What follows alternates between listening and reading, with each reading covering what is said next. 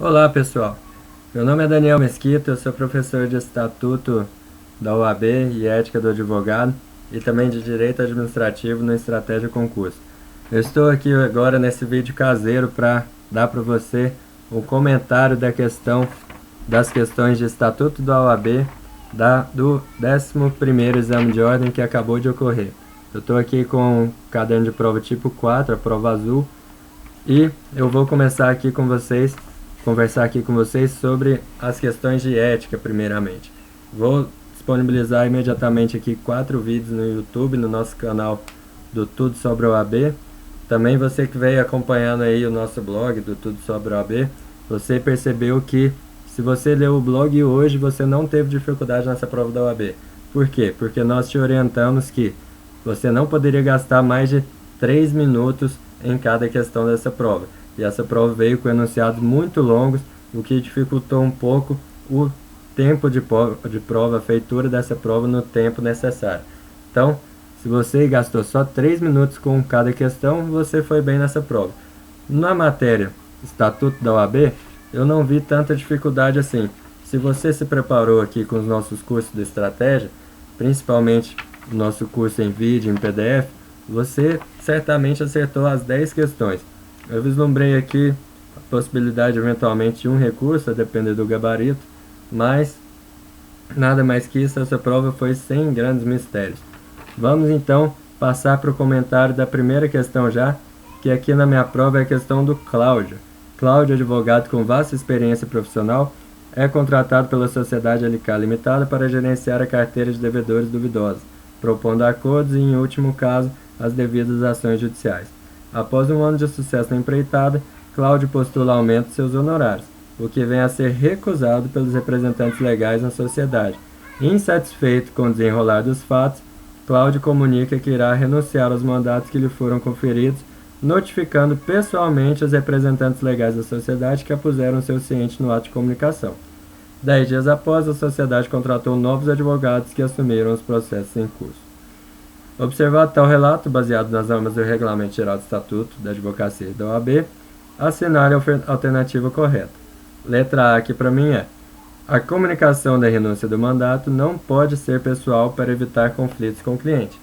Olha só que bizarro, pessoal. Você contrata pessoalmente o contrato de honorários com o seu cliente e aí você não vai poder notificá-lo pessoalmente na hora de renunciar? É claro que não, é justamente o contrário.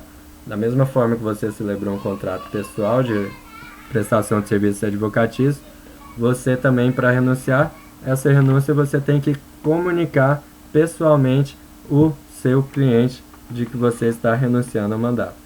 Letra B aqui para mim é: a renúncia ao mandato deve ser comunicada ao cliente, preferencialmente mediante carta com aviso de recepção.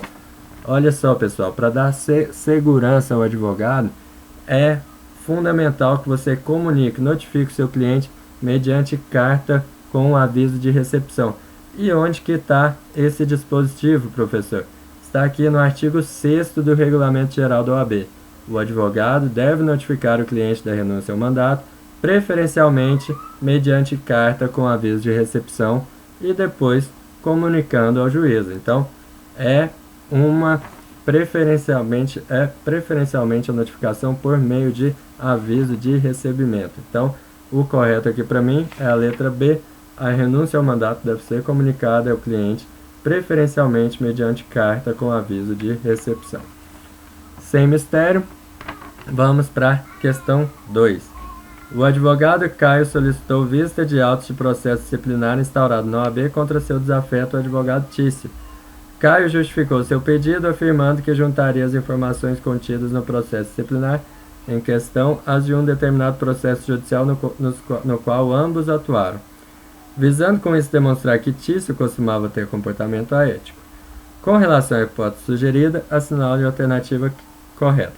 Essencialmente aqui, a questão trata de um advogado que quer ter acesso a um processo disciplinar que um outro advogado responde na OAB.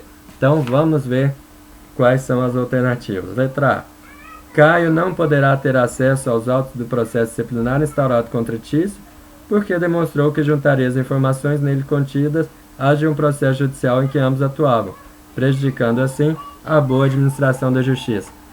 Ora, pessoal, você vai vedar o acesso a um processo só porque ele vai tumultuar o simples fato de juntar as cópias e outro processo vai tumultuá-lo? Claro que não.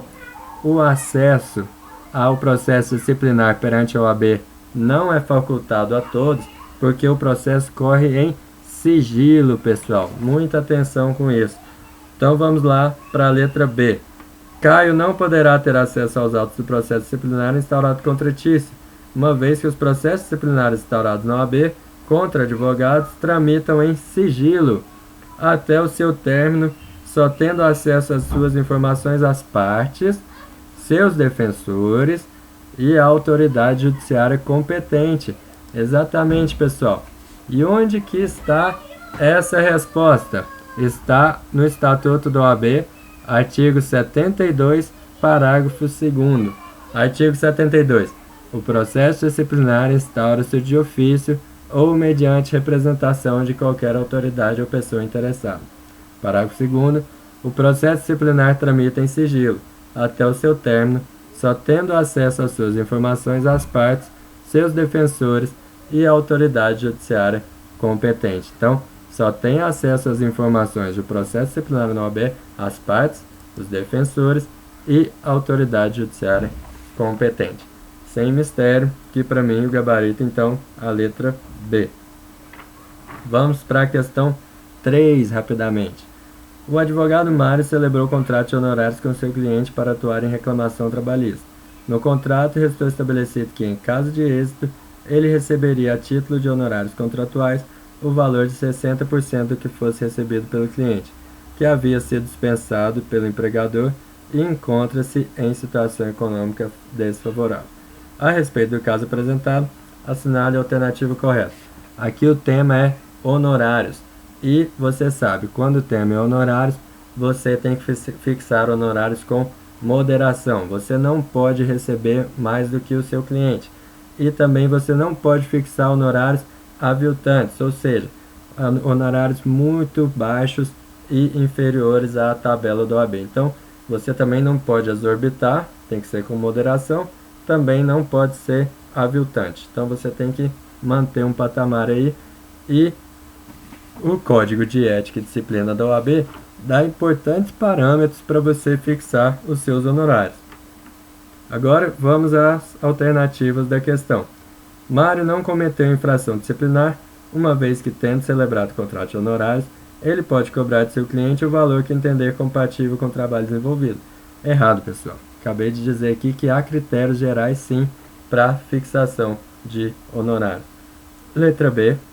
Mário não cometeu infração disciplinar, pois causas trabalhistas são muito complexas, justificando-se assim a cobrança de honorários elevados. Ora, pessoal, as causas complexas devem ser cobradas sim com maior rigor, mas também você não pode chegar a ganhar mais do seu cliente e cobrar 60% do que ele receber. Letra C. Mário violou o dispositivo do Código de Ética e Disciplina da OAB, segundo o qual os honorários profissionais devem ser fixados com moderação. Exatamente, pessoal. Artigo 36 do Código de Ética e Disciplina da OAB fala: os honorários profissionais devem ser fixados com moderação, atendidos os seguintes elementos. E aqui tem uma série de requisitos para fixação. Até mesmo o local da prestação de serviço, a complexidade, a capacidade econômica do cliente, vários critérios, mas tudo isso dentro de uma moderação. 60% não é honorários com moderação, pessoal. A alternativa C está correta, porque Mário violou sim o Código de Ética e Disciplina da OAB. Agora a letra D. Mário violou o dispositivo do Código de Ética e Disciplina da OAB que veda a cobrança de honorários profissionais com base em percentual do valor a ser recebido pela parte? Não, pessoal. Essa cláusula de honorários por cota elite não é vedada pela OAB, é necessário apenas que ela seja prevista em contrato escrito. Última questão desse vídeo, questão 4. Walter é advogado com atuação no estado W, foi surpreendido pela acusação de participar de evento criminoso, tendo sido decretado sua prisão cautelar por ordem judicial. Com relação ao caso relatado nos termos do Estatuto da Advocacia, assinale a alternativa correta. O advogado deve ser apresentado ao presidente da seccional da OAB ou ao seu representante? Não, pessoal. Letra B. O advogado ficará preso em sala de Estado-Maior ou equivalente até o final do processo? Justamente isso. Artigo 7º do Estatuto do Advogado, inciso 5º. É direito do advogado não ser recolhido preso antes da sentença transitada em julgado, senão em sala de Estado-Maior com instalações e comodidades condignas e, na sua falta, em prisão domiciliar. Preste atenção, o enunciado dessa questão fala que foi decretada prisão cautelar do advogado. É uma prisão provisória, não há sentença transitada em julgado ainda. Enquanto não houver sentença transitada em julgado, o advogado deve ficar preso em sala de Estado Maior. Muita atenção nisso, pessoal. Sala de Estado Maior.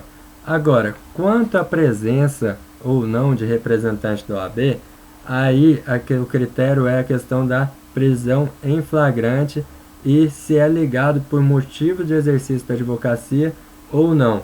Aí nós estamos falando do artigo 7º, inciso 4º do Estatuto da OAB.